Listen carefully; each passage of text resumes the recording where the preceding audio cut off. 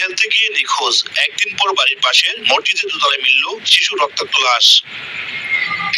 রোববার সকালে ব্রাহ্মণবাড়িয়া শহরের হাবলিপাড়া মসজিদের দ্বিতীয় তলায় 9 বছর বয়সী শিশু মাইমুনা আক্তার ময়না রক্তাক্ত মরদেহ দেখতে পান এলাকাবাসী। খবর পেয়ে লাশ উদ্ধার করে পুলিশ ও সেনাবাহিনী। ময়না স্বজনরা জানান, শনিবার দুপুরে বাড়ি থেকে খেলতে বের হয়ে আর ঘরে ফিরেনি ময়না। কোথাও খুঁজে না পেয়ে গভীর রাতে সরাইল থানায় জিডি করা হয়। ময়নাকে ধর্ষণের পর হত্যার অভিযোগ করে জড়িতদের দৃষ্টান্তমূলক শাস্তি দাবি তাদের। মসজিদের মধ্যে লস করছি, বিচারছি সারা বাড়ির বড় তাদের সবকিছু বিচারিয়া আমরা রাত 11টা 12টা পর্যন্ত বিচারছি।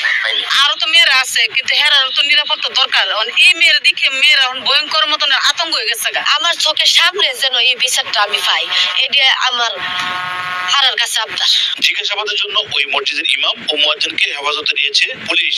ঘটনাটি পরিকল্পিত হত্যাকাণ্ড বলে প্রাথমিকভাবে ধারণা করছে পুলিশ। ময়না তদন্তের পর মৃত্যুর কারণ জানা যাবে বলে জানান সংশ্লিষ্ট কর্মকর্তা। আলামত আমরা যেটুকু পর্যন্ত পেয়েছি তা পুরোপুরিভাবে সাপোর্ট করে না যে এটা র্যাপ, তবে হতে পারে।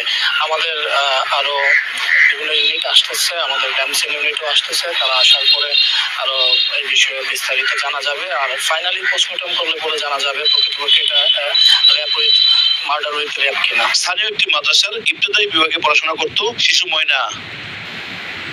উজ্জ্বল চক্রবর্তী, সময় সংবাদ, ব্রাহ্মণবাড়িয়া।